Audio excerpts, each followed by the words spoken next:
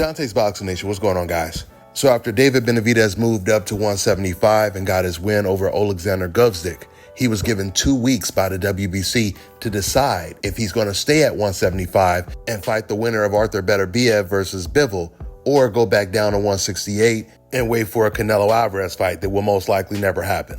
Right when it looked like David Benavidez, he came up with a great plan B, which was to move up to 175 and fight for a world title there. He found out weight does matter, because David, he didn't look anywhere near the same when he moved up to 175. At 168, David Benavidez is usually bigger than all of his opponents. He doesn't have that advantage at light heavyweight, and he doesn't have the boxing IQ or the defense to make up for it, which is why I think David Benavidez, he's going to move back down to 168. Now, after the Golovkin fight, when David did his post-fight press conference, he was asked the question, what did he learn about himself moving up to 175? And David, he said, I learned these guys, they punch a lot harder at 175 and they can take a punch. Speaking of fighters that punch harder, David, he recently did an interview where he revealed the time he actually got hurt in the ring. It was a sparring session that he had against Gennady Golovkin. This is what he said on Cigar Talk. Good story about Triple G. When I first sparred him, this was before he made his US debut.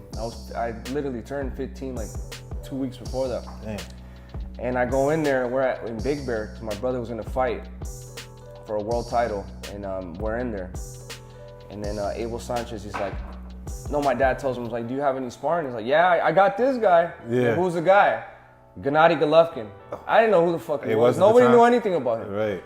And I'm like, fuck it, let's go. I'm like, let's spar. And I remember I'm putting my gloves on, bro, and he's across the ring from over me. I look over at him, bro. He gives me like the coldest stare ever. I'm like, oh, fuck. I'm like, oh, fuck. Like, fuck it, let's go. I'm like, I'm already all the way in. I can't back out. Mm-hmm. So we're in there. You know I'm surprising him because I'm getting him with some good shit. Yeah. There was this moment we both throw a left hook to the body. We catch each other. He hurt me, but I know I hurt him too. We both go, and we kind of step back. But so that was the beginning of sparring. Did that give you confidence at that point? Like, yeah, definitely. And then he liked the work I gave him too, and he made me his main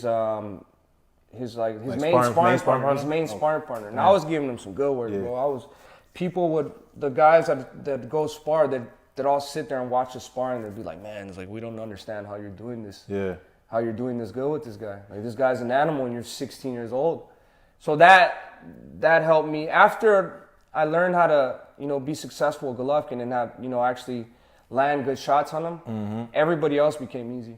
Was that your hardest sparring? Yeah. Even to this day, it's still my hardest sparring.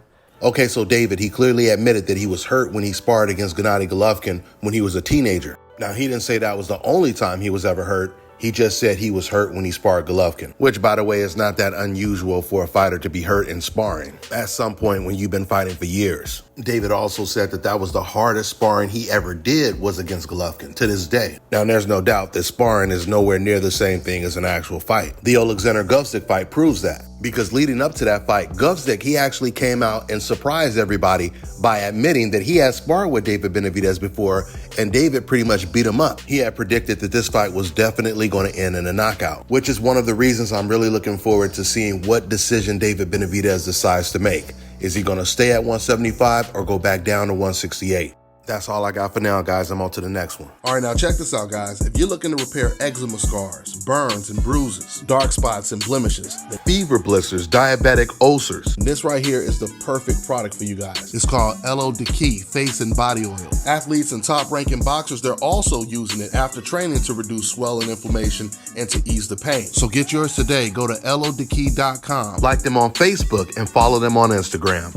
Let me tell you guys about Issa Israel Law Firm. It is a full-service legal practice based in Denver, Colorado, an emerging hub for combat sports and high-altitude training. If you're a fighter inside or outside of the ring and you need a law firm you can trust to fight for you, visit thefighterfirm.com or email help@iilawfirm.com. Legal representation is usually limited to plaintiffs or defendants in Colorado, but iFirm can help anyone in the world with trademarking their business name, logos, and U.S. immigration issues. This brother has been my attorney for a while and helped guide me through all kinds of business and civil issues, so make sure you guys go to thefighterfirm.com.